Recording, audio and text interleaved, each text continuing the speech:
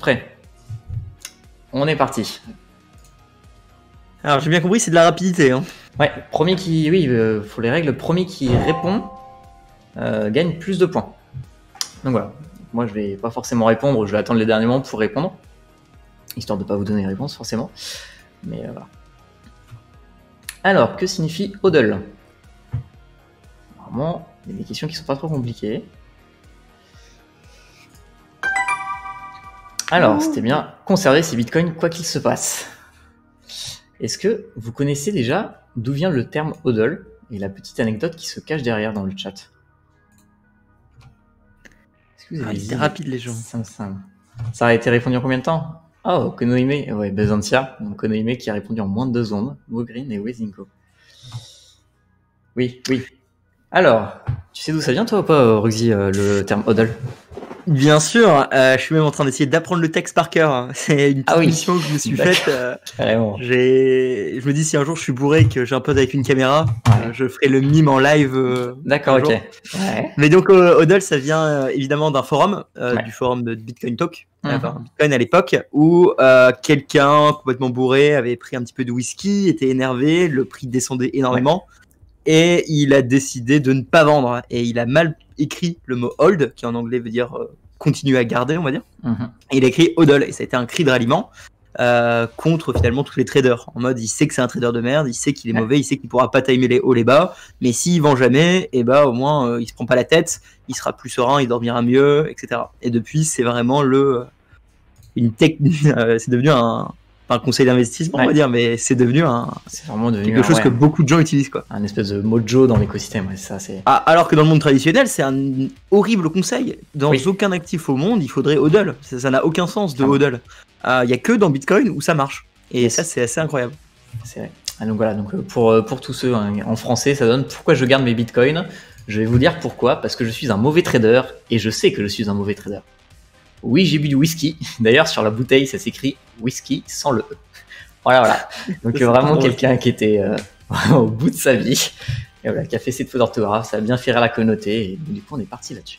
En même temps, la communauté elle est remplie de petits mèmes comme ça, c'est vraiment sympathique. Chose rigolote, cette personne a annoncé qu'il hodl toujours, évidemment. Il a pas vendu ça. Ah, c'était écrit hodl au lieu de hold, j'ai même pas vu la différence. Bah oui, Wendigo, en fait, on fait même pas la différence parce qu'on a l'habitude de voir les deux, mais oui, il y avait écrit hodl. Comment participer au quiz? Alors, userless, où est-ce que... Tiens, je crois que c'est ce lien-là qu'il faut que je t'envoie. Hop. Tiens, userless, tu peux rejoindre en cours de partie via ce lien. Mais arrêtez de dire hodl, c'est hodl. Je vois pas ce que c'est hier, monsieur Weber. De ton accent. Hop. Allez, je relance, c'est parti. Hop.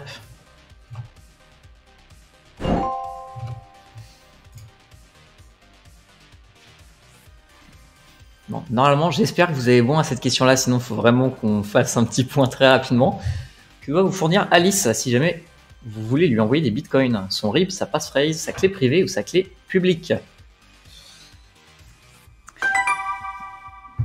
Alors, c'est qui Alice? Alice, elle est toujours dans l'industrie. C'est une OG. Je pense qu'elle est là depuis le début. Hein. Elle n'a jamais disparu. Je pense qu'elle sort avec Bob, mais c'est un couple pas trop assumé. Exactement. J'hésitais à mettre du Bob aussi dedans, mais là il y a besoin que de Alice, donc il n'y a que Alice qui était là. C'est qui Alice? Le token qui a fait plus 47 000%. Ah oui, c'est vrai que c'est un token maintenant, Alice. Mais je parlais pas de ça évidemment au milieu. Question bug. Comment ça, question bug, John Unchained? Et donc du coup évidemment c'était la clé publique. Hein. J'espère que vous avez tous eu bon là-dessus. Ouais. Parce que voilà, sinon ça va être compliqué. Je pars du principe que les derniers, de toute façon il y a Yax, donc Yax il joue pas parce qu'il bug c'est sûr. Userless il venait d'arriver, donc c'est possible que t'aies pas pu jouer encore. Ah, j'ai eu une passphrase et une clé privée. Sinon j'ai que des clés publiques. Alors juste, pourquoi pas sa clé privée? Qu'est-ce que ça fait la clé privée si on le... Ah, attends, adresse publique égale différent de clé publique. John Chin qui nous précise ça. Ouais, alors plein de trucs dans le chat. Salut Swiss Crypto4, hein, salut Dolu. En fait, bon déjà, pourquoi c'est pas la clé privée? Simplement parce que la clé privée permet de signer une transaction et donc d'envoyer les bitcoins. Donc c'est pour envoyer, donc faut pas la donner aux gens, hein, parce qu'avec on peut avoir accès aux bitcoins. C'est plus une adresse publique en effet qu'il faut donner. parce qu'en fait, une clé publique va générer les adresses publiques qu'on utilise. Donc dans l'ordre, il faut penser comme ça.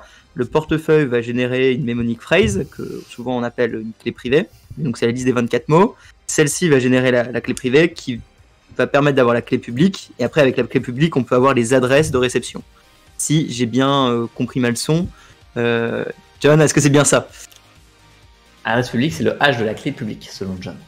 Exactement. Et du coup, en fait, nous, on donne les adresses publiques aux gens pour recevoir des bitcoins, mais on donne pas la clé publique, qui serait plus un petit peu comme le Xpub. Ça permettrait en fait de donner trop d'informations à la personne. Au lieu de leur donner simplement une adresse pour recevoir de l'argent sur cette adresse, si on leur donne la clé publique, ils pourraient avoir accès à plus d'informations qu'on voudrait leur donner. Et salut Java. Il y a Jazaronaut qui est dans le chat et très content de te voir ici.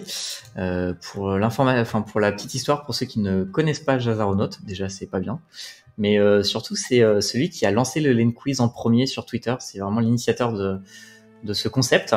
Il a dû arrêter un moment faute de temps et j'avais repris le concept à ce moment-là, mais c'est pas un concept de moi à la base, c'est bien un concept de Jazaronaut, donc très content de t'avoir ici. Et donc oui, et si vous donnez votre clé privée, il y en a qui m'ont dit ça peut être une façon de recevoir des bitcoins de donner la clé privée, ça peut être une façon, c'est surtout une très belle façon de perdre tous tes bitcoins, puisque évidemment la clé privée c'est ce qui permet de contrôler le porte-monnaie. Donc si jamais vous donnez ça à quelqu'un, c'est un peu foutu. Vous n'avez plus aucun contrôle sur ça. Hop, on va repartir pour la question suivante du coup. Hop, j'ai cliqué sur relancer, donc la question va apparaître. Exactement. Alors, le phénomène qui se produit sur Bitcoin tous les 4 ans environ, comment est-ce qu'il s'appelle là? Bon, évidemment, il y a pas forcément que le séminaire. Voilà, le séminaire, évidemment, non? Rigoler, forcément. Hop là, le séminaire MDR, ça fait beaucoup rire le séminaire. Séminaire avec une IA. La mer noire, ouais, exactement, c'est CryptoCap. Oh, ouais, bah j'ai oublié de mettre pause. Je suis désolé, j'ai oublié de mettre pause. Et cette question-là, en plus, elle est... Alors, je pense avoir répondu vite. Elle est tricky, celle-ci. Je t'ai vu taper comme un fou sur ton clavier. Ah non, mais comme tu m'as pris de court, j'étais en train de penser à lancer une question. C'est vrai qu'il faut que je pense à mettre en pause à chaque fois. Ouais, mais pause dans une seconde. Voilà, donc là, on va mettre pause. Alors, allez, voilà. Ah, joli. Alors, juste pour revenir du coup sur la question encore d'avant, ouais, évidemment, il n'y a pas de séminaire tous les 4 ans, ce serait chouette, mais on sait que Satoshi Nakamoto s'est retiré du projet il y a déjà quelques années, il y a de nombreuses années. Au final, si je ne me trompe pas, non, il a même pas fait 4 ans dans l'écosystème, donc de toute manière, voilà. C'est bien le halving. Donc le halving, pour ceux qui ne savent pas, c'est le fait qu'on divise par 2 la récompense qu'on va obtenir à chaque bloc miné en Bitcoin. Donc voilà. Et d'ailleurs, qu'il y avait un lien du coup direct avec cette question-là, puisque combien de Bitcoin on gagnait en 2014 lorsqu'on trouvait un bloc? C'était bien 25. En fait, on a commencé à 50 et après tous les 4 ans, avec le halving, comme on a vu sur la question encore d'avant, on divisait par 2, donc on est passé de 50 à 25 à 12,5. Et en ce moment, on est à 6,25. Voilà, d'ailleurs, le dernier halving, c'était l'année dernière, donc c'était vraiment tout récent. Et donc dans 3 ans, on va encore réduire par 2 et ainsi de suite. Donc voilà, juste comme ça, par curiosité dans le chat. Alors ça fait partie des questions de quiz, donc on verra si vous la trouvez, et retenez-la surtout.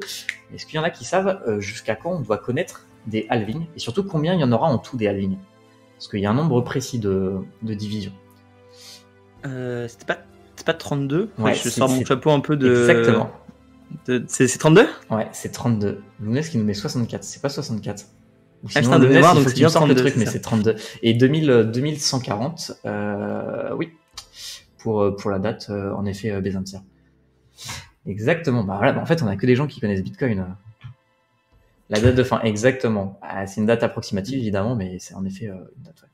Et alors, c'est rigolo parce que dans tes autres choix, le bull market est souvent déclenché par le halving, mais ça marchait pas parce qu'il y a plus de bull market que de halving. C'est ça. Donc ça marche pas. Et la death spiral, elle arrive également quasiment tous les 4 ans, mais elle arrive un peu de façon random tout le temps. C'est un peu du FUD, vraiment... donc ça marche pas. Voilà, et puis surtout, et ça c'est du bullshit, quoi. Donc bon, on va pas... Ok. Je vais cliquer sur relancer la partie, du coup. Tout le monde est prévenu. 2137. Alors là, c'était trop précis, Yax, pour moi. Ah, qui est cet homme? Roger Ver, Satoshi Nakamoto, Adam Back ou le personnage préféré de John Unchained, Craig Wright. Et Yax... C'est pas John là sur la photo? Non, John il m'a mis un veto, j'ai pas le droit de lui mettre son image malheureusement. Ah mince. Ouais. Alors, on va mettre en pause.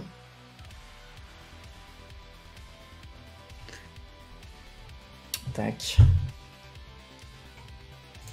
Alors, et du coup, Yak, juste pour être répondre à 2137, c'est possible que ce soit plus précis que 2140. En fait, de toute manière, aujourd'hui, on est incapable d'estimer ultra précisément quand est-ce que les blocs seront terminés de miner.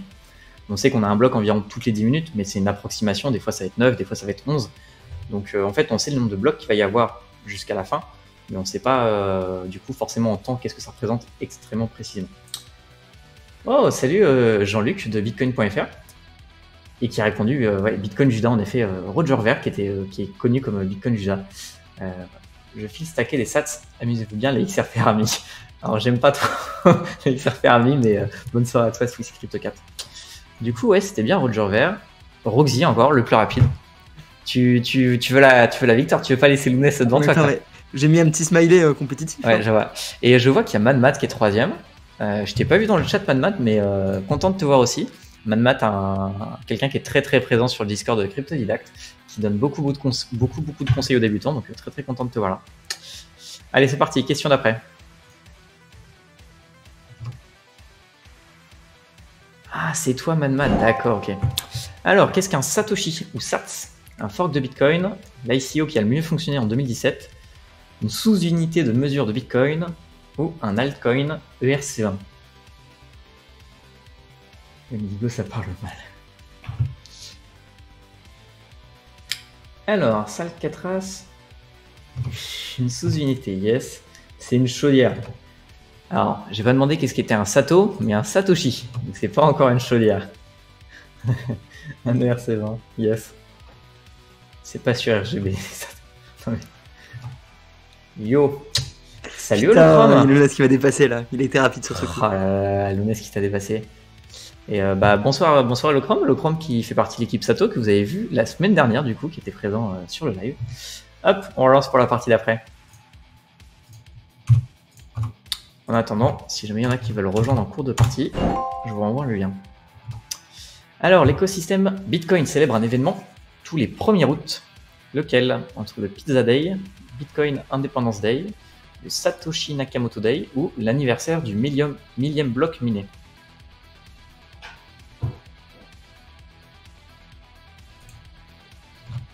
Ah, j'ai eu faux. Là tu vas laisser Lounès reprendre les points, ça va être compliqué pour le classement là par contre. Oh non. Première erreur. Après peut-être que Lounès a eu faux. A priori Lounès a eu faux. Ouais, parce que je suis toujours premier. T'es toujours premier. T'as mis Pizza Day, Lounès? Lounès, il a mis quoi? Il y a eu beaucoup de Pizza Day, hein. Ouais, j'ai mis Pizza Day, mais je pense que c'est indépendant. Pizza Day. Et en fait, est-ce qu'il y en a qui ont eu bon, tout simplement? Satoshi Nakamoto. Il n'y a pas eu de... Ok. Il n'y a eu aucune bonne réponse. Alors là, ça c'est pas bien, ça. Hop. Alors, est-ce que déjà, il y en a qui savent ce que c'est que le Bitcoin Independence Day? Sans connaître la date, est-ce que vous voyez quand même ce que c'était? J'ai répondu correctement. Oui, il n'y a personne qui a répondu directement. Personne ne connaît ça. Non, ok. Tout le monde est faux. Si je vous parle de... Non. UASF, est-ce que ça parle un peu plus aux gens ou non plus? Peut-être que c'est Cryptodidacte qui ne connaît pas la réponse. C'est une solution d'Olu, mais j'espère quand même que je la connais la réponse. Yes, ok. Jean-Luc qui connaît, Winigo qui connaît toujours pas. Ok. Roxy, toi, ça te parle ou pas, du coup, le Bitcoin Independence Day? Alors, ça me parle parce que j'ai récemment travaillé dessus, mais je me souvenais plus de la date ni du pourquoi, donc je vais te laisser parler sur le sujet. Ça marche. Alors, je suis pas un expert non plus de l'UASF, mais pour faire simple, déjà, c'est quelque chose qui se passait en 2017, donc c'est quand même assez récent comme événement par rapport à Bitcoin. En fait, il y a une grande mise à jour qui est arrivée sur Bitcoin qui s'appelle Segwit, qui est une façon de traiter les blocs et ainsi de suite, enfin voilà, de valider des transactions. On va pas rentrer forcément dans le détail, c'est pas l'objectif technique de Segwit, mais c'était une mise à jour qui était controversée. On avait vraiment une indécision au niveau de la communauté sur est-ce qu'il fallait l'activer, pas l'activer. Et donc ça n'en finissait pas en fait. Il y a vraiment eu des mois et des mois de bataille autour de ça. Et finalement, le 1er août, il y a eu un UASF, donc comme a décrit... C'est qui l'écrit dans le chat, la définition de UASF? C'est User Activated Soft Fork. Exactement. Et donc du coup en fait c'est les nœuds qui ont choisi en fait de partir sur telle ou telle mise à jour et donc du coup qu'on décidé d'intégrer Segwit. C'est pas tant Segwit que les big blocks, mais les deux vont ensemble. En tout cas moi quand j'ai lu cet article de Bitcoin Magazine, ça parlait de l'activation de Segwit. C'est pour ça que c'est ça. Et donc du coup c'est quelque chose qui a été très fort et en fait c'était important parce que le fait que Segwit et les big blocks du coup ne soient pas passés, enfin Segwit est passé, les big blocks ne sont pas passés, ça montre en fait que les utilisateurs ont encore le pouvoir en fait sur ce réseau-là et que un petit groupe d'utilisateurs, donc là en l'occurrence c'était des mineurs, ne peuvent pas prendre le contrôle, que c'est bien la communauté qui voilà, et que c'est un consensus décentralisé. Et donc en fait aujourd'hui on fête cette date-là comme le Bitcoin Independence Day, voilà, pour rappeler qu'est-ce qui se passe à ce moment-là et que c'est important justement de pouvoir garder en fait le contrôle sur les décisions qui va y avoir lieu sur le protocole, quoi. En effet, 1er août 2017. Voilà. J'ai retrouvé mon petit papier où j'étais en train de travailler dessus. Exactement. Donc, voilà, donc je me suis trompé. Une date assez importante du coup pour l'écosystème et qu'on fête tous les 1er août. Voilà. Hop, on va passer à la question d'après du coup. Ok, je suis prêt, c'est bon. C'est tous les ans. Ouais, Katuri, c'est tous les ans au 1er août. Voilà. Alors, à quand est estimée la création du dernier Bitcoin? Si vous avez un peu écouté ce qu'on a dit avant, normalement, vous pouvez pas vous tromper. Faut faire parler Pablo, je ne commence pas avec ça. Pas mal celle-ci. Et donc la date du dernier Bitcoin, 2140, on va pas retourner dans les explications, on en a parlé juste avant. 32 halving, ça fait donc 210 000 blocs x 32. On prend une moyenne de 10 minutes environ et ça nous donne une date de 2140 approximativement. Wendigo qui a répondu en moins de 2 secondes, donc très très rapidement. Je pense que tu peux rebalancer le lien. Donc, ah, il y a quelqu'un qui est arrivé. Hop. C'est quoi le lien pour s'afficher? Ah, tiens, hop. Tiens, Jean-Luc. 2138, Joss. Ouais, j'ai mis approximativement dans ma question, non? Je vais pas m'embêter à une année près, quoi. Donc voilà. Non, alors je pense que il y a en effet plus de Bitcoin, simplement. Attends, qu'est-ce que je voulais dire? Non, c'est que ça se redivise à l'infini. Tu parles de quoi là? Vous parlez de quoi? Alors informatiquement, enfin, je veux dire dans le code de Bitcoin, il y a écrit qu'après 32 halving, il y a la récompense pour chaque bloc, c'est 0. Il n'y a pas de division supplémentaire. C'est ça, c'est pas que c'est infini, donc ça s'arrête. Par contre, il n'y aura jamais 21 millions de Bitcoin. Il n'y aura que 20 millions, 9. Exactement, on tend vers les 21 millions. On dit 21 millions parce que c'est une approximation et que c'est plus simple à dire. En vrai, il y en a moins parce que déjà, c'est pas 21 millions pile poil et il y en a perdus et ainsi de suite. Mais voilà. Mais du coup, les blocs vont continuer à se générer, mais il n'y aura plus de Bitcoin en récompense de ces blocs-là. Et à ce moment-là, les mineurs seront du coup uniquement payés au travers des transactions, des frais de transaction, et non plus au niveau des blocs qui sont, enfin des bitcoins qui sont générés à ce moment-là. Et aujourd'hui, si je me trompe pas, alors les chiffres ont dû changer, mais je crois que moi la dernière fois que j'ai regardé, on était à peu près entre la rémunération pour les mineurs, entre blocs générés, enfin les bitcoins générés et les frais de transaction, c'était du 94% pour du 6%. Et en fait, tout le défi dans les années à venir, vraiment dans les dizaines d'années à venir, c'est que le volume de transactions augmente suffisamment pour que les frais de transaction augmentent en conséquence et que du coup les mineurs puissent passer sur une rémunération 100% en transaction. Yes. Un peu moins, enfin il n'y aura plus de récompense dedans. Et puis c'est sans compter sur les mineurs qui ont oublié leur Coinbase. Oui, c'est ça, Skyfan, en effet, il y a des mineurs qui n'ont pas récupéré leur récompense, enfin il y a eu un peu de tout et n'importe quoi, donc on sera à moins de 21 millions, mais... Hop là, je relance la partie.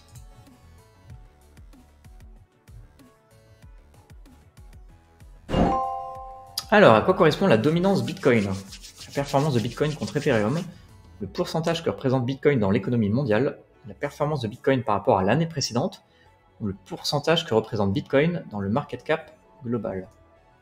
Alors tout de suite je vais le dire à cette question là. Aïe. Aïe quoi? Bah parce que ça peut être les deux. T'as un super site qui s'appelle Vraie Dominance Bitcoin. Où tu vas avoir Bitcoin face à justement les monnaies étatiques. Ce qui est peut-être là où moi, un gros Bitcoiner, je te dirais que c'est plus important, on va dire. Je sais pas c'est quoi le site internet. Je sais pas comment il s'appelle. J'imagine qu'il est en anglais. Ouais, c'est plus en anglais. Parce que du coup, moi je regarde la dominance Bitcoin contre... la réelle Bitcoin dominance, j'imagine. Voilà. Par rapport à ce qui est vraiment important, on va dire. Okay. En effet. Alors, Fiat Market Cap. 50 Shades of Shitcoin. Fiat Market Cap. Non, je suis pas sûr que ce soit site-là. En gros, Yax, ouais, en gros, BTC versus les altcoins. En effet, bon, c'est vrai que du coup, la question est, d'ailleurs, je pourrais la modifier pour après, et pas suffisamment précise, mais en effet, la plupart du temps, quand on parle de dominance Bitcoin, on parle versus les alts. Donc en effet, c'est contre le market cap. Ouais, non, je comprends bien. Je suis venu faire mon petit grain de sable. Non, mais t'as raison, et c'est vrai qu'aussi, on peut comparer par rapport. Surtout qu'en plus, j'ai mis une réponse avec l'économie mondiale, donc du coup, ça peut être intéressant. Ouais, c'est ça. Donc voilà. Et là, c'est réel Bitcoin. Donc ça, c'est par rapport à l'économie mondiale, celle-ci. Ah non, là, on est encore dans le monde des cryptos. Non. C'est quoi le site qui a été donné dans... Non, ça c'est un autre. Okay, c'est un troll également. Mais je te le retrouverai le site. Coinmarketcap.co. Ouais, attends, ça c'est quoi ça? Ouais, c'est ça, ce que j'ai. C'est on a Bitcoin et après on a que des petits caca qui sont derrière. Ok, ça c'est aussi du troll à part de Lunes. C'est par rapport à quel alt celui-ci? De quoi Windigo? Ah, le truc d'avant, ça prend en compte les ICO et peut-être du coup des projets qui sont pas encore listés par CoinMarketCap notamment. Voilà. Hop, le graphe sur TradingView BTC2. Bah attendez, on a TradingView ouvert, donc on va aller regarder ça. Je peux pas utiliser TradingView si je suis pas inscrit. Page. Ah, il manque qui non? Non, bah j'ai cassé TradingView. Hop. Parce que là, vous avez dit lequel? Pas mal ce site. Salut, je suis nouveau, mais c'est grave cool comme concept. GG, merci. Bah merci Carapuce. T'es dans la partie Carapuce ou pas? De toute façon, je vais envoyer un lien. On va remettre le lien. Exactement. Pour tous ceux qui arrivent. C'est toujours cool de pouvoir participer en direct avec de l'interaction. Bon, mon TradingView, il veut pas marcher. On va relancer une partie. On verra après si ça marche. Est-ce que vous êtes tous prêts? Je relance une question.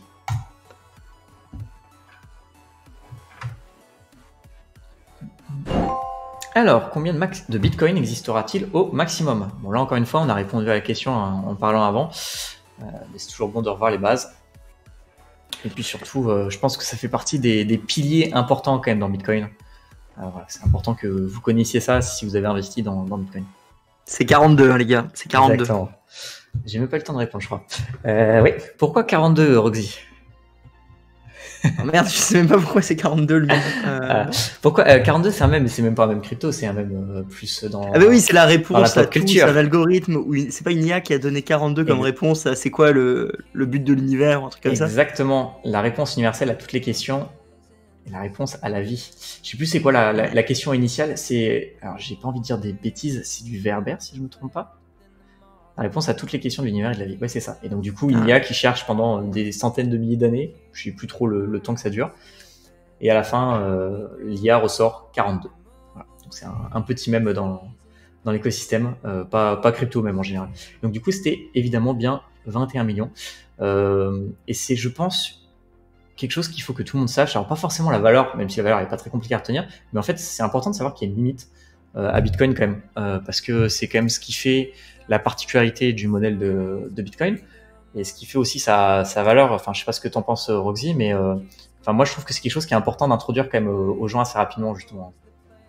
Ah bah oui, c'est l'un des piliers, hein, parce que s'il n'y avait pas un cap limité, ça répondrait pas aux besoins qu'on a pour une monnaie, pour un écosystème financier, on va dire. C'est super important qu'on ait cette limite, et c'est super important qu'elle soit auditable facilement, comme on a parlé plus tôt, donc avec le halving, avec les blocs, etc. Le fait qu'on sache que c'est 21, c'est parce qu'on sait exactement quand ça va être divisé par 2, la quantité d'impression monétaire, et on sait exactement également quand est-ce que c'est créé ces blocs, toutes les 10 minutes en moyenne, avec l'ajustement de la difficulté. Donc le fait que tout soit auditable, c'est absolument indispensable pour qu'une monnaie puisse... pour que Bitcoin puisse marcher, on va dire. Exactement. Hop, alors, c'est la différence avec le fiat. Oui, c'est la différence avec le fiat, en effet, une grosse même différence avec le fiat. Alors, j'ai réussi à faire marcher TradingView, du coup, on va pouvoir juste revenir 2 secondes sur la dominance, parce que du coup, il y a des gens qui demandaient qu'est-ce que c'était. Donc voilà, donc là, vous avez le graphe de la dominance de Bitcoin par rapport aux crypto-monnaies. Donc en fait, qu'est-ce que veut dire cette valeur-là? Donc là, par exemple, ici, j'étais à 98%. Ça veut dire que sur le total que représentent les crypto-monnaies, Bitcoin, sa valeur, c'était 90% de toutes les cryptos. On a vu que ça a beaucoup fluctué, ça a notamment beaucoup baissé Donc là, 2018, hein, qu'est-ce qui s'est passé? Ethereum qui est sorti, la possibilité de faire des ERC20 extrêmement facilement, le boom des ICO, beaucoup de d'altcoins qui sont apparus. Donc forcément, en fait, la valeur a été diluée et les gens n'investissaient pas que dans Bitcoin, mais aussi dans d'autres crypto-monnaies. Donc on est descendu. On a eu un bas tout en bas à 35%. Je sais pas si tu étais dans l'écosystème Roxy à ce moment-là. Mais pour la petite anecdote, quand c'est passé à 35%, moi j'y étais et on parlait du fameux flippening. Justement, en fait, les gens se demandaient si Ethereum n'allait pas passer premier en capitalisation devant Bitcoin. Et on a eu, voilà. Ah non, j'étais là, j'y ai pas cru, moi, à ce flippening, et je me souviens avoir dit à quelqu'un à qui j'étais dans le milieu. On a souvent un partenaire, enfin un ami avec qui on est rentré dans l'univers de la crypto, et on apprend tous les deux de notre côté, et puis après on se retrouve prendre des bières et on parle de ce qu'on a appris. Et moi je lui avais dit, non mais t'es malade mec, la dominance elle va remonter à 75% quand on aura un bear market, 80%. Et il m'avait pas cru, et j'ai eu raison sur le coup. Mais ouais, je me souviens très bien cette chute assez violente, fin 2017, au sommet de la bulle. Vraiment, quand les altcoins ont tous fait quasiment 500% en 2-3 jours. C'est ça. Et ouais, vraiment là, voilà, les gens pensaient que Ethereum allait peut-être passer devant Bitcoin et ainsi de suite. Au final, que nenni, un Bitcoin, il est arrivé, il a dit c'est moi le patron, et puis de toute façon après, il a fait que de remonter. En fait, pendant tout le bear market, il a fait que de remonter finalement, parce que du coup, les gens investissaient principalement dans Bitcoin, la valeur qui était la plus sûre. Voilà. Et puis là, c'est en train de redescendre en ce moment. Comme quelqu'un dit dans le chat, il y a une forte chute en ce moment, donc attention à la remontée après. On sait qu'une remontée, ça veut dire que les altcoins prennent un petit peu. Donc voilà, mais bon, c'était toujours intéressant. Ouais, de toute façon, on est en halte saison, hein, pour ceux qui suivent un peu trop. Clairement, il y a beaucoup d'engouement en ce moment pour le marché, et même si les institutionnels se mettent que sur Bitcoin, très majoritairement sur Bitcoin, les nouveaux arrivants, malheureusement, se mettent moins sur Bitcoin et plus sur tous les autres altcoins. Il y a un truc important que Jean-Luc de Bitcoin.fr a dit, et c'est vrai qu'on le dit pas assez, parce qu'il y a une fois on peut le dire. En effet, les mineurs, en fait, quand ils créent les blocs, ils se mettent eux-mêmes la récompense de création, donc en l'occurrence 6,25 comme tu l'as dit en ce moment. Donc avant c'était 12, et après c'était 25 et 50 au début. Mais s'il décide de mettre que 45 au lieu de 50, il a le droit. Du coup, il y aura à jamais 5 bitcoins qui sont juste jamais pris, et du coup qui ne seront jamais minés, qui n'existeront pas. C'est pour ça que le 21 millions de bitcoins n'est pas vraiment 21 millions. Il faut déjà retirer les coins de Satoshi pour le Genesis block, plus après tous ceux que les mineurs se sont pas donnés, ont oublié de se donner, ou ont volontairement pas fait ça. Et ça d'ailleurs c'est quelque chose qui est intéressant, c'est que les gens ont parfois du mal à avoir cette subtilité là, c'est-à-dire qu'en fait 21 millions c'est en fait le calcul qui aboutit à 21 millions, mais en fait personne, à aucun moment Satoshi a dit il faut qu'il y ait 21 millions de bitcoins. Et donc du coup si sur le nombre de blocs où il y a des récompenses, il y a moins de 21 millions de bitcoins qui sont générés, et à la limite ça sera en dessous de 21. On s'en fiche d'aller jusqu'à 21, c'est pas l'objectif. Voilà. Et je vois Carapuce qui me demande c'est quoi comme appli pour regarder toutes les données. Si tu parles des graphiques, c'est TradingView. Voilà, un site qui est beaucoup utilisé dans l'écosystème pour pouvoir observer les c'est le meilleur, clairement. Donc, voilà. Question d'après, on est parti. Lounès, je suis toujours premier pour info. Et je vois Madmat qui est toujours troisième. Sans oublier. Okay. Combien de pages constitue le white paper de Bitcoin? Putain, fais chier, j'ai pris trop de temps. J'ai pris genre 8 secondes. Il faut que j'ai bon en plus. Bah oui, j'ai écrit 12 moi aussi. Mais où est-ce que vous êtes allé chercher ce chiffre là? Et moi j'ai écrit 12, j'ai pas pu, donc j'ai mis 9. J'aurais dit 9. Ouais, ok, j'aime bien ceux qui me disent j'aurais dit 9. Où est-ce que vous êtes allé chercher 12? Mais moi j'ai tapé 12 tout de suite. Ah, Luna, t'as arrêté plus rapide. Alors, attendez, parce que du coup, j'ai pris justement des sources pour aller voir les trucs. Ah, c'est le bitcoin.org/bitcoin.pdf. Mais non, mais c'est. Donc on a bien 9 pages. Où est-ce que vous êtes allé chercher 12 pages? Donc, voilà. Et donc du coup, les gens, vous n'avez pas d'excuse pour ne pas le lire ce white paper, parce que vous pouvez pas me dire que c'est un livre de Tolkien qui fait 1000 pages. C'est un troll le 12. Ah d'accord, ok. Merci Lounès. Ouais, si justement, t'as pas le droit de lire juste l'abstrait, et en plus il a été traduit en français par je sais plus qui, mais disponible sur bitcoin.fr. Et même il est disponible partout, la version française, même sur mon site, je l'ai mis également en dispo en téléchargeable. Donc il faut la partager, ce petit bout de papier quand même. Et fais attention, Dolu, ça c'est le genre de commentaire, c'est presque un bannissement temporaire ça. En tout cas, tu donnerais beaucoup d'urticaire à John Unchained en disant ce genre de choses. Hop là. Lunas il me rattrape. Petit point sur les scores. En effet, 2000. Et c'est serré, hein, là. Sachant qu'il y a 300 points mis en jeu par question. Il y a tout qui peut jouer encore. Hein. Allez, on est parti. Préparez-vous. Non, je suis d'accord avec lui. Ok, John. Ça, normalement, du coup, ça devrait être assez simple. Quel est l'effet du halving sur le protocole de Bitcoin? Bon, du coup, je vais pas mettre pause après. On va enchaîner directement sur la question d'après, parce que je pense pas qu'on ait besoin forcément de revenir sur cette question-là. Si jamais vous avez des questions, n'hésitez pas à les poster sur le chat. On fera une pause, mais voilà. Je pense que celle-ci, on l'a quand même pas mal abordée. Alors, Roxy, de 2 points, fais attention. Et Madmat qui était le plus rapide. Alors, en quelle année Satoshi Nakamoto disparaît du projet Bitcoin? Là, on est dans des questions qui sont pas forcément super faciles. Il faut la connaître. Alors 2013, c'est la dernière fois où il a publié quelque chose. Ah, c'est 2011, je me suis fait avoir. Ah, Lunacy va me flip du coup. Ah, est-ce qu'il y a eu le flippening? Bah, c'est sûr, je vais perdre la première place, je me suis trompé. Il peut s'être trompé aussi. Ah non. Non, il s'est pas ah non. Et Wendigo, donc après Madmat s'est trompé aussi, parce qu'il est sorti du classement, Wendigo qui est re-rentré. Donc voilà. Putain, fait chier. 2013, du coup, c'est la dernière fois où il a signé, et je pense qu'il l'avait fait pour dire qu'il n'était pas Nicolas Satoshi, l'image japonaise qu'on voit assez souvent. C'est ça. Et 2011, c'est le moment où il décide en fait de partir. Avril 2011, il annonce qu'il quitte le projet, et en mai 2011, il envoie un courrier où il le dit « Je suis passé à autre chose et ne serai probablement plus là à l'avenir ». C'est quand même drôle de se dire qu'il est passé à autre chose alors que Bitcoin, est-ce que c'est aujourd'hui? Clairement. Le mec, quand tout le monde s'y intéresse, lui il est en mode non, c'est bon, c'est déjà trop mainstream pour moi. C'est ça. Il a encore envoyé des mails privés de char après mai 2011, Jean-Luc?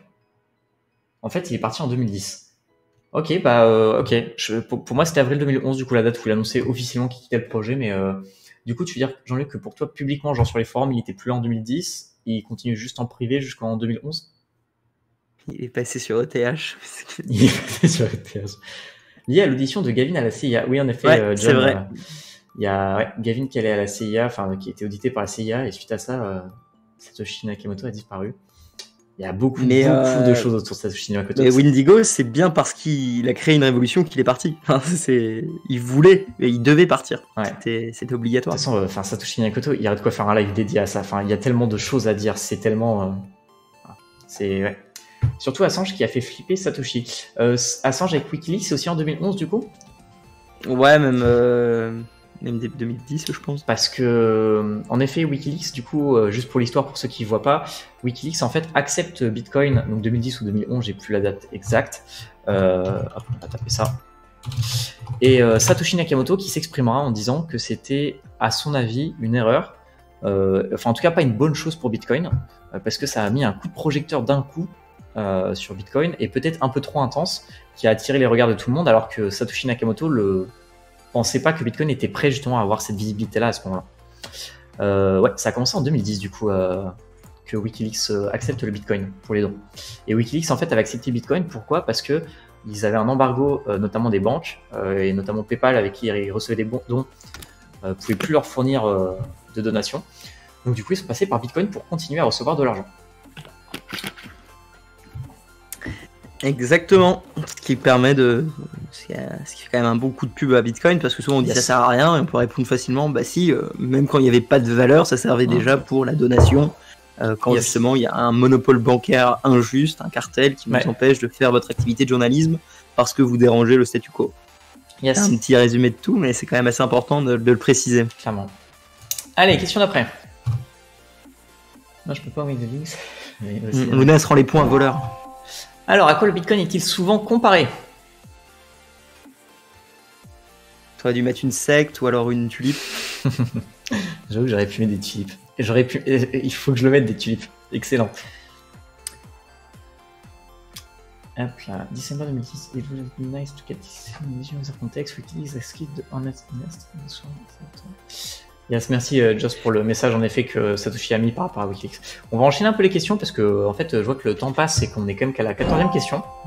Donc là plus de pause, on va en parler en même temps. Et voilà. Comment appelle-t-on le premier bloc Bitcoin?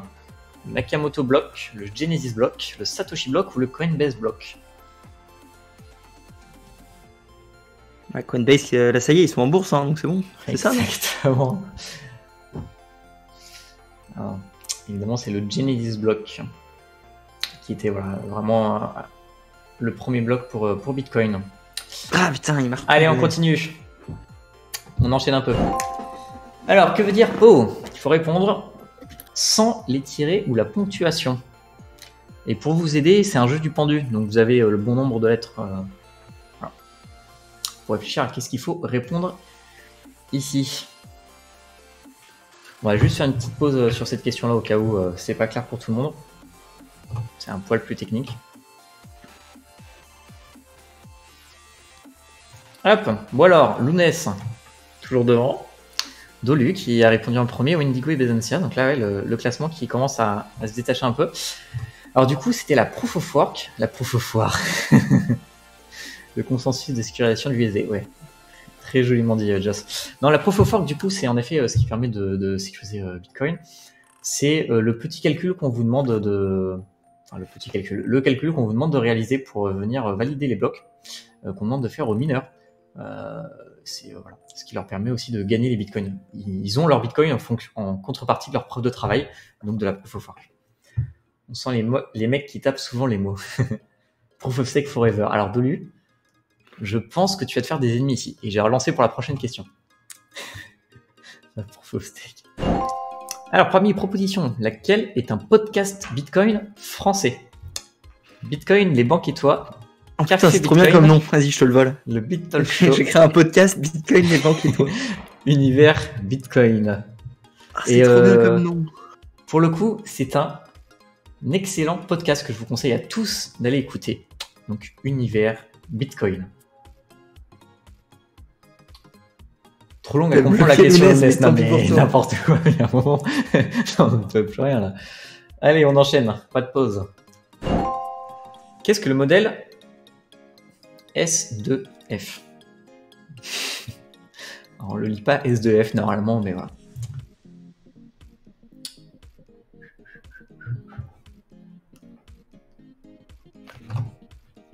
Alors, qu'est-ce que c'est que le modèle? Alors, qu'est-ce que c'est que ce modèle S2F, Roxy? Alors, le stock to flow, c'est un modèle c'est un modèle qui veut analyser du coup le prix de Bitcoin par rapport à avant, par rapport au halving, par rapport aux mineurs, pour essayer de projeter potentiellement une courbe qui s'allie avec l'adoption.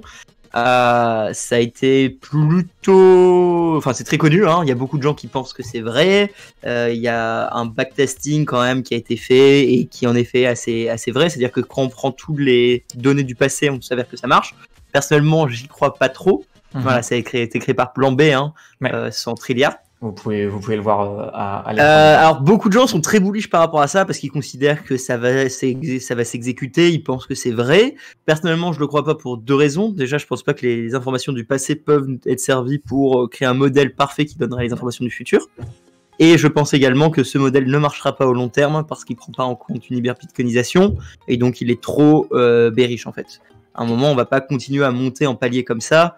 Si Bitcoin prend la place qu'il est censé prendre dans le monde, on aura une hyper-bitcoinisation, on aura une hyper-inflation, et du coup, finalement, si tu le compares à ta monnaie, comme le dollar, si le dollar parle d'inflation, dans ce cas, ce chart ne veut rien dire, parce qu'on va pas simplement continuer à faire des paliers en hyper-inflation.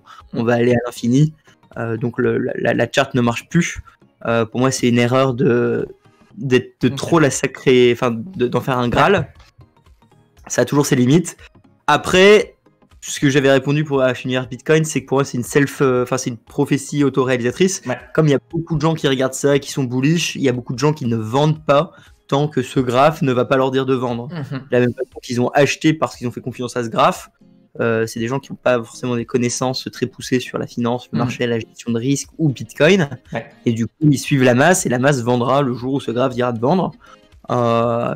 Et ça va réexécuter la même chose et ça recréera des cycles. Après, c'est mon petit point de vue. Ce qui est intéressant avec le stock to flow ratio, c'est qu'à la base, ça se base, une petite répétition, sur justement le stock to flow, ça, c'est pas propre au crypto, hein, c'est vraiment une donnée qu'on peut calculer en fait sur tous les actifs qui existent. Les commodités. Les commodités, exactement. Et en fait, donc c'est les stocks sur le flux en fait qui sortent. Et en fait, comme la Bitcoin, on a vu avec les questions précédentes, il y a un halving, donc on génère de moins en moins de Bitcoin. En fait, le stock to flow, la valeur du stock to flow va grandir petit à petit. Et du coup, c'est ce qui pousserait en fait le prix vers le haut. Quand on vulgarise ça vraiment à l'extrême, on parle justement que l'effet de rareté provoque la valeur. C'est un peu le principe sur lequel se base du coup le stock to flow. Et plan B, en fait, on a fait un modèle où il a essayé de prédire le prix de Bitcoin dans les années à venir. Voilà. Le Bitcoin finira tôt ou tard par décrocher de ce modèle plus ou moins progressivement, sinon chaque Bitcoin devrait valoir 1000 milliards de dollars en 2050. Possible, mais ça signifierait simplement que le dollar s'est effondré. Oui, c'est en effet aussi une possibilité, Jean-Luc. En effet, il y a un moment. Il faut penser que ça prend énormément en compte simplement que c'est toujours des cycles un peu similaires avec le halving et les mineurs, alors qu'on pourrait avoir des doubles cycles, on pourrait avoir des périodes où justement on n'a pas de bull market et on se retrouve avec 4 ans de bear market, ce qui est complètement possible. Hein. Et les gens qui pensent que Bitcoin est programmé à faire exactement la même chose, je pense qu'ils se trompent, parce que ça reste des êtres humains qui achètent. Hein. Et les êtres humains sont imprévisibles, donc c'est complètement possible qu'un jour on se tape 8 ans de bear market parce qu'on est attaqué par l'État avant de repartir sur peut-être 8 ans de bull market. À partir du moment où ce sera trop gros, ce sera plus les petits individus qui décideront, ce sera l'économie réelle. Après, ça c'est mon point de vue pour du très long terme, on va dire. Allez, on repart pour la question d'après.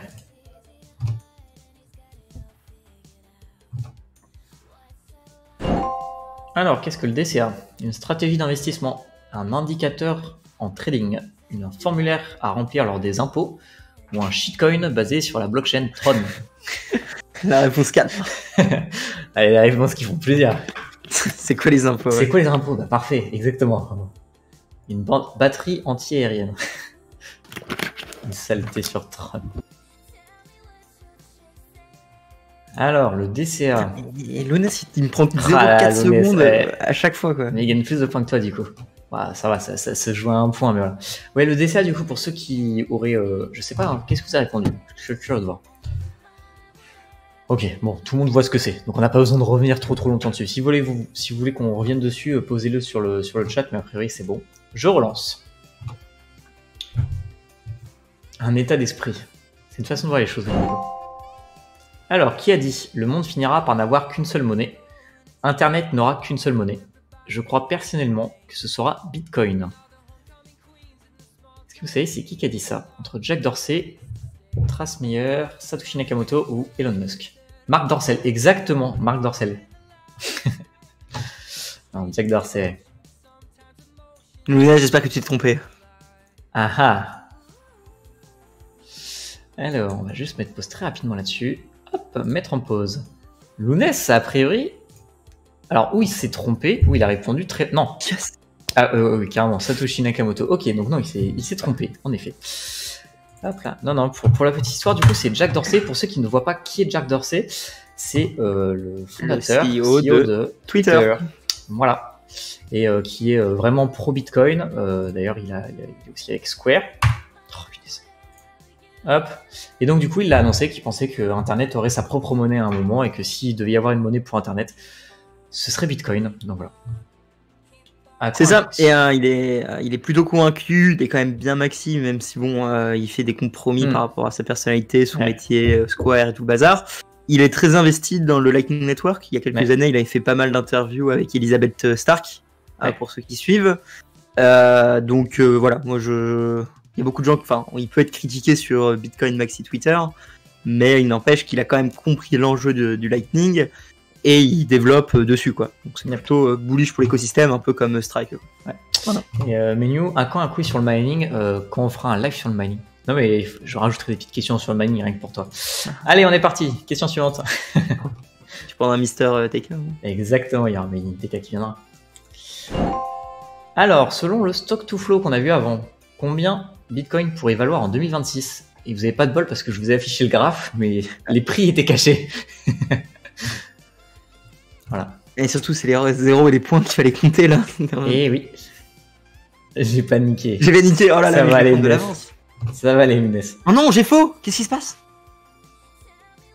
Ah ah. Combien est-ce que tu avais mis? J'ai mis en 2026, je me suis pas amusé. Les chiffres. Ouais. Donc selon plan B, alors attendez, j'ai essayé de vous mettre, parce que là, sur mon écran, si je me trompe pas, vous voyez... C'était 1 million. Ouais.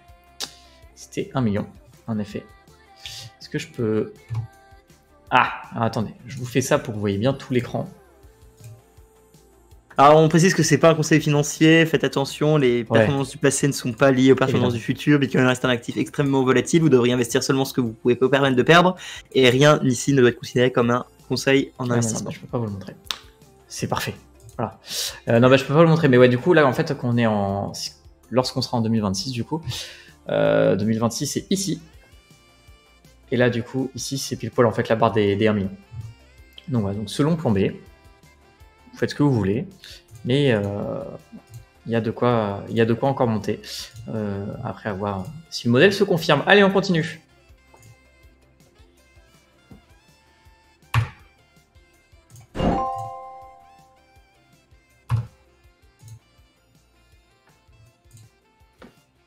Putain, je sais pas c'est laquelle le leader Alors, mondial. Quelle entreprise leader mondiale de la sécurité crypto et Bitcoin via Hard Wallet?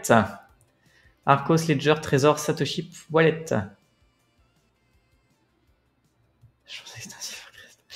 Et non, et le leader, c'est Ledger.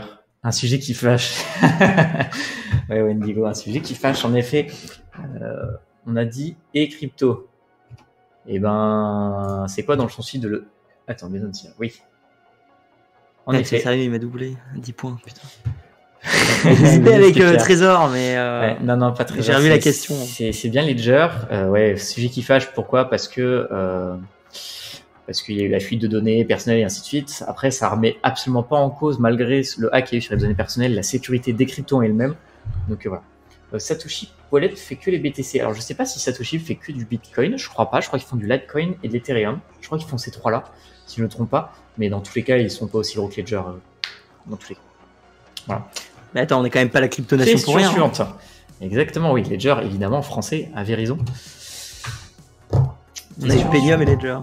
Quelle mouvance est à l'origine du développement de Bitcoin? Et en plus, je suis gentil, je vous dis de faire attention à l'orthographe. Trop lent, putain.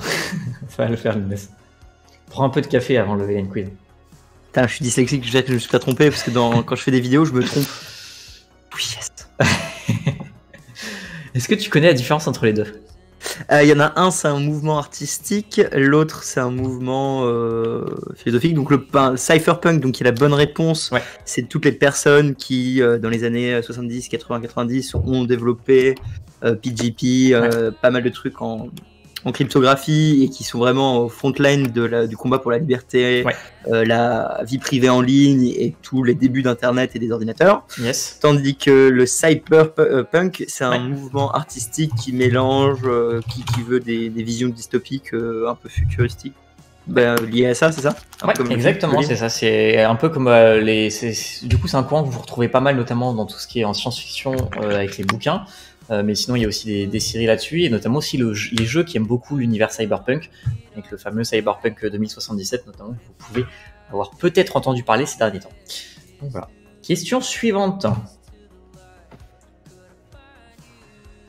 C'est pas un mouvement anarchique. Les cyberpunk, c'est pas forcément anarchique, c'est surtout la protection de la vie privée et de la liberté d'expression au travers du code. C'est des gens qui développent, c'est des gens qui codent les cypherpunks. C'est important cette partie de savoir coder par soi-même. Alors parmi cette liste, qu'est-ce qui se rapporte à la Proof of Work? Hashcash. Yes. Alors, sur toutes les propositions qui étaient affichées, elles se rapprochaient tous plus ou moins de Bitcoin d'une façon ou d'une autre, mais c'est bien Hashcash qui se raccroche à la Proof of Work. Oh, Jean-Luc, qui est premier, félicitations. Qu'est-ce qui s'est passé, Lounès? Et Lounès, qu'est-ce que t'as fait? T'as confondu. Il a mis courbe. Il a mis courbe. Mais non. Alors, Lounès, c'est bof tout ça. Hein. Non, Hashcash, justement, qui est ce qui est utilisé pour devoir utiliser un petit peu d'énergie et fournir du travail pour aller miner des blocs. Développé par qui? Webby et Adam Back? Non, Zabo. Adam Back, il est pas derrière Hashcash aussi? Je pense que c'est Webby et Zabo. Pourquoi j'ai dû Adam Back en tête, moi? Non, moi c'est Adam, hein. Je pense que les gens confirmeront. Si, c'est Adam Back. Bon, pour moi, c'est Adam Back. Ouais, ok. Alors, pour la petite histoire, moi, en tout cas, ce que j'ai en tête, c'est Adam Back qui avait fait ça, alors pas pour Bitcoin, qui avait fait ça à l'époque pour les mails, pour éviter les spams de mails. Il avait mis, en fait, à chaque fois qu'on envoie un mail, on dépense un tout petit peu d'énergie. Si on envoyait un mail, on s'en rendait pas compte, mais si on envoyait des millions de mails, ça commençait à coûter. Donc du coup, c'était pas rentable de spammer. Et après, ça a été repris dans Bitcoin. Voilà. Allez, question d'après. On continue. Avec Roxy, toujours en tête. Découvrage cash. Alors, si je veux miner efficacement du Bitcoin, j'utiliserai... Une feuille et un crayon. Moi, je suis super bon en maths. Ouais. Pour la petite anecdote, parce qu'évidemment c'est pas cette réponse-là, mais la semaine dernière, on avait vu alors on l'avait pas regardé, mais j'ai montré une vidéo YouTube où quelqu'un en fait présente comment miner avec une feuille et un crayon. Et du coup, il s'amuse à aller calculer en fait les hash à la main. Tu aurais pu à l'époque, hein. Peut-être la première semaine, je sais pas. Un ASIC, oui. Donc pour ceux qui connaissent pas, ASIC en fait c'est quoi? C'est on vient optimiser les performances avec la Game Boy, c'était ouf, ouais. C'est quelque chose qui est vraiment optimisé pour miner. Alors, combien de fois le mot blockchain apparaît-il dans le white paper de Bitcoin? Alors là, il faut l'avoir lu le white paper, sinon ça va être compliqué. Moi, je l'ai lu. Voilà. Et cette question-là, je la trouve plutôt excellente à chaque fois. 0 fois, on va faire une petite pause là-dessus. C'est toujours intéressant. J'ai biscuit, mais lunettes, là, tu vas descendre. Hein. C'est jamais une blockchain, hein, parce que blockchain, c'est des gens qui ont créé ce terme. C'est un serveur horodaté, on m'a dit de dire en français. C'est rigolo, il y a quand même beaucoup de personnes qui se sont trompées, notamment plus de 21 fois par beaucoup, ce que je peux comprendre. Ok. Donc ouais, en effet, il utilise jamais le mot blockchain, c'est timestamp server qu'il a utilisé.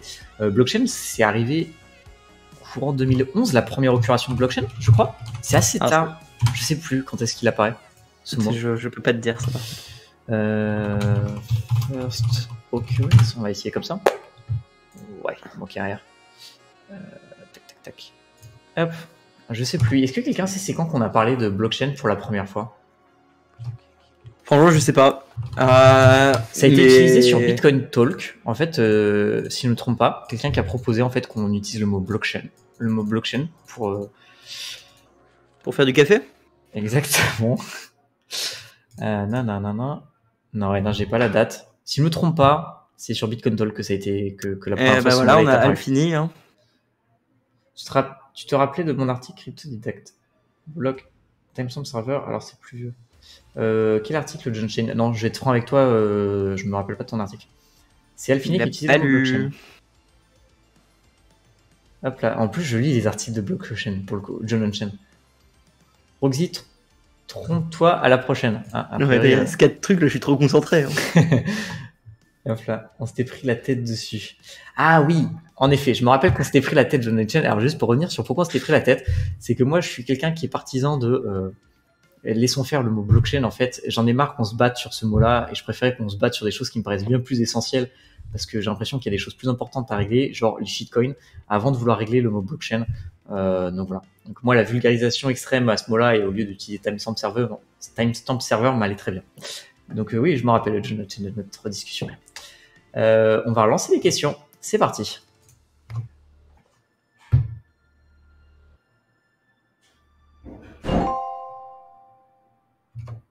Alors, pour combien de bitcoins Laszlo Anix, je suis désolé pour le nom de famille, a-t-il payé 2 pizzas en 2010? Alors, le prix de 2 pizzas en 2010, combien de bitcoins pour ça? Lounès, c'est fini pour moi. Alors, je cherchais le... Ah oui, si tu cherchais le nom de pizza, c'était con. Non, mais là, Lounès, c'est vraiment que tu prennes du café, en fait. C'est un mec, il sait coder Umbrella, mais il sait pas lire. C'est impressionnant. C'est fou, quoi. C'est impressionnant. Voilà. Donc, ouais, pour la petite histoire, Laszlo qui aurait commandé en fait 2 pizzas pour le prix de 10 000 bitcoins. Alors, pour être un peu plus précis, il n'y avait aucune pizzeria en fait qui vendait des pizzas contre du bitcoin. Il était sur un forum, alors peut-être Bitcoin Talk. De toute façon, c'était plus ou moins le seul forum, je pense, à l'époque où on parlait. Il a dit en fait à quelqu'un, est-ce qu'il y a quelqu'un qui accepte de me faire livrer 2 pizzas chez moi et moi je lui envoie 10 000 bitcoins en échange? Et il a bien reçu ces 2 pizzas.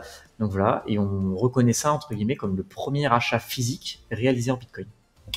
Voilà. Et donc du coup aujourd'hui c'est célébré comme étant le Pizza Day qui a lieu le 22 mai 2010, enfin le 22 mai du coup, tous les ans, pour ceux qui veulent retenir un petit peu les dates.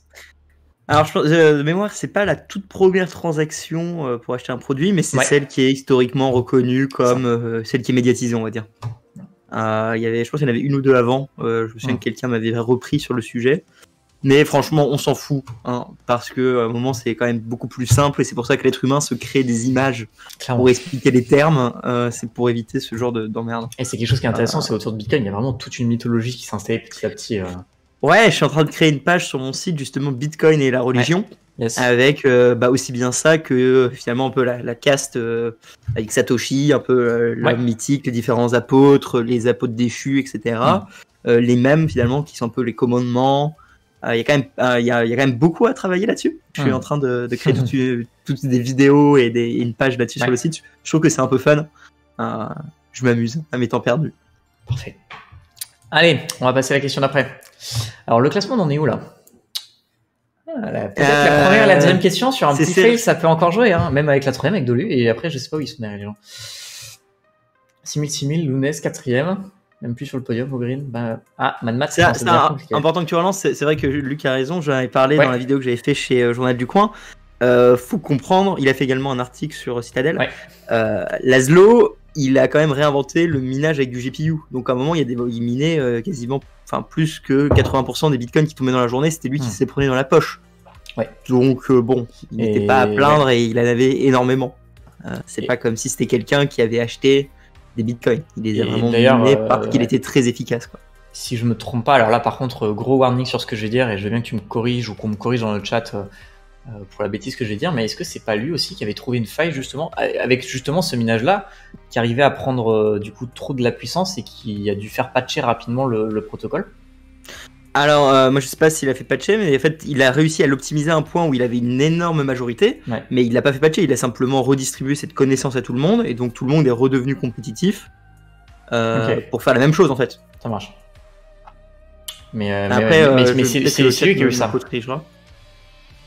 Enfin bref, Laszlo quand même une personnalité vraiment importante du coup pour l'histoire de Bitcoin. Bon, en attendant, on va lancer la prochaine question. Tenez-vous prêts, c'est parti.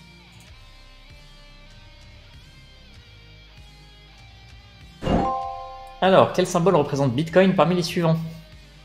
Ça c'est rigolo, on l'a eu la semaine dernière. On verra s'il y a plus de bonnes réponses, mais la semaine dernière ça n'a pas été facile comme question. Je l'ai, j'ai de la chance là-dessus.